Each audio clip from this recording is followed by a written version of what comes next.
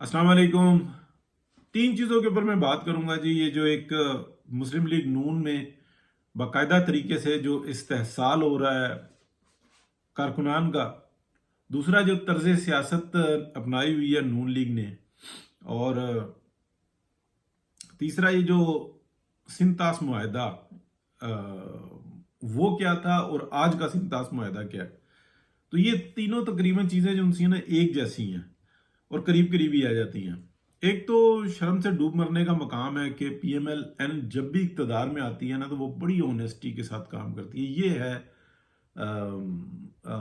शर्म से डूब मरने का मकाम पीएमएल-एन के लिए, इसलिए कि इसका एक ही हमेशा से तरीका रहा है कि ऑनेस्टी के साथ काम करो और अपनों को डांटो, गैरों को बांटो। इस वक्त में पीपल्स पार्टी के जो आप कह लें कि जो लोग हैं इस वक्त पांचों घी में और सर कढ़ाई में, हर एक को वो मौका फराहम है कि जो जायज तो बिल्कुल 100% है, नाजायज भी जो है ना पांचों घी में हुई है। और तमाम का तमाम इल्ज़ाम जो है ना, जो उसकी बुराई है, वो चाचू ने कसम खाई हुई है कि हमने अपने सर पे उठानी है। और मियां मोहम्मद नवाज शरीफ ने कहा हुआ है कि शायद हमारी खामोशी की सियासत जो है ना, वो इस तरफ जाए। पीएमएलएन के जितने वर्कर्स हैं ना, जिन लोगों ने, जो एक्टिविस्ट हैं, आप समझ लें कि जिन्होंने 2017 से एक्टिविज्म किया, और पीएमएलएन जिसकी नदिया डूब गई थी, नदिया में नैया डूब गई थी, उसको संभाला दिया, उसको उठाया चलाया। इस वक्त में आप कह लें कि जो बड़े बड़े तीसमार खान हैं, जो एमएनए बन गए हैं, कुछ नहीं बन सके, कुछ उनको कोई शर्म नहीं है कि यार इतने बुरे वक्त में हमें किन लोगों ने सहारा दिया था, किस तरह से बोले थे, किस तरह से आके हमारी फाइट कर रहे थे। हम तो फोन नहीं उठाते थे, हम तो मिन्नत तरलों पे आते थे। हम तो ये कहते थे कि यार हम तो खुद सोशल मीडिया पे आप लोगों को सुन के और हौसला करते हैं कि शायद कोई तब्दीली आ जाए। ये सिटिंग एमएनए की मैं बात कर रहा हूं। लेकिन बहुत बड़ी तादाद जो उनकी थी ना, ये सोशल मीडिया के बहुत बड़ी तादाद ग्राउंड पर थी। इतने थे कि पकड़े नहीं जा सकते थे। लेकिन आप ये देखें, जिन्होंने पिछले 25-25 साल पहले भी अगर किसी ने काम किया था ना, उसकी जो औलादें हैं, पीपल्स पार्टी उनको भी नवाज रही, उनके बच्चों को नवाज रही। पीटीआई के वो लोग जिन्होंने उनका साथ दिया, 2 नंबरी में, डकैती में, पाकिस्तान की तबाही के अंदर साथ दिया, पाकिस्तान की बर्बादी में उनका साथ दिया, वो आज भी लगे हुए हैं कि सिंध में बैठा हुआ है, बलूचिस्तान में बैठा हुआ है, पंजाब में बैठा हुआ है, उसको केपी से नवाजो। लेकिन दूसरी तरफ मौका होने के बावजूद, सब कुछ कर देने के बावजूद, पीएमएलएन जो है ना कसम खाई हुई है। और ये जो अतीक चौधरी का जो मर्डर हुआ है ना, और मनजानिब पीएमएलएन की आला क्यादत हुआ है, इस मर्डर को कारकुन माफ नहीं करेगा, और ये मर्डर बाकी के मर्डर में आएंगे। लाहौर के अंदर इस वक्त में मैं नाम लेना शुरू करूंगा तो बहुत सारों के नाम रह जाएंगे। ऐसे लोग जिन्होंने अपने कारोबार बर्बाद कर लिए, जिन्होंने अपनी फैमिलीज के सिस्टम बर्बाद कर लिए, रुल रहे हैं। एक अतीक चौधरी नहीं है, दर्जनों के हिसाब से अतीक चौधरी हैं। और ये वो तमाम लोग हैं जो हमारे साथ हुआ करते थे और सोशल मीडिया पे भी एक्ट करते थे, और क्या कहते हैं, ग्राउंड के ऊपर भी। इन लोगों ने कुर्बानियां दी हैं। आज वो देख रहे हैं कि यार शायद हमसे कोई पूछे, शायद हमें किसी जगह पे फिक्स किया जाए। और खुदा के बंदो, अगर तुम इतने बड़े 30 मार खान हो, मैं बात कर रहा हूं पीएमएलएन की टॉप की आदत से और नीचे तक की, 3rd ईयर तक की, अगर तुम इतने बड़े इंसाफ के दाई हो, तो पीपल्स पार्टी वालों को क्यों करने दे रहे हो? और तुम्हारी अपनी कलमों से हो रही है बेगैरत और बेशर्म की आदत, बेहिस की आदत। तुम्हारी ईमानदारी के ऊपर तुम्हारा साथ देते हैं, तो फिर ईमानदारी दूसरे के लिए क्यों कंप्रोमाइज करते हो?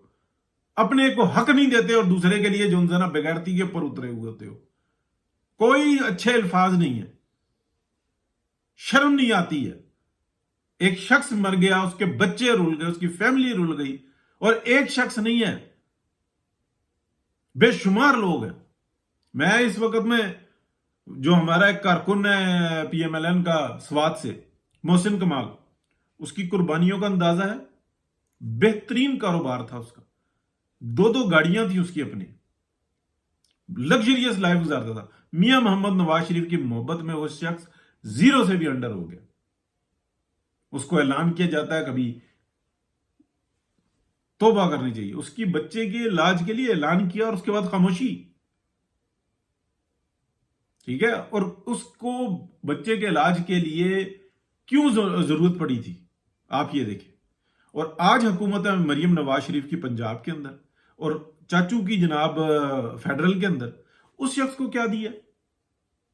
کیا قربانیاں نہیں ہیں اس کی؟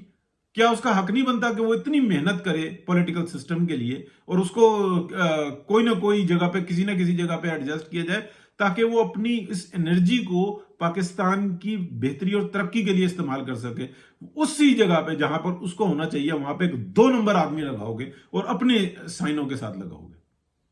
چند ایک جو نا خوبصورت تتلیاں اور پھلجڑے وہ اپنے ارد گرد لگا کے سمجھتے ہیں ہم نے بہت بڑا کام کر لیا. یہ مریم نواز شریف کی جو ایکٹیویٹیز ہے نا سلام پیش کرتے ہیں, بہترین کام کر رہی ہیں.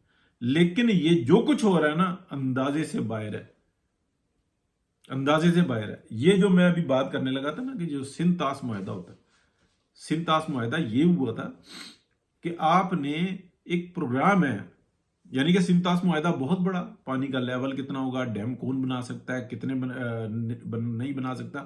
پاکستان نے تو دریاؤں کو بیچا ہے نا, لیکن اس کے اندر ایک تھا, انہوں نے کہا تھا یہ ایک تلقین شاہ پروگرام ہے, ریڈیو پہ چلتا ہے, یہ آپ بند کریں گے. لانتی جو پاکستان کے اندر اس ملک کے اقتدار پہ چپٹے ہوئے تھے, جن کو سوائے اپنی ذات کے کچھ نہیں نظر آتا, زمینوں پہ قبضوں کے علاوہ کچھ نہیں نظر آتا, انہوں نے کہا یہ تو مسئلہ ہی کوئی نہیں ہے, سوئچ بند. اشفاق احمد کا پروگرام تھا, اس میں عقل اور شعور کی بات سکھائی جاتی تھی. بابا کون ہوتا ہے, گھر کے اندر اگر کوئی سمجھدار بچہ پیدا ہو جائے تو اس کی عزت کرنی چاہیے, اس کو مقام دینا چاہیے, اس سے نصیحت حاصل کرنی چاہیے.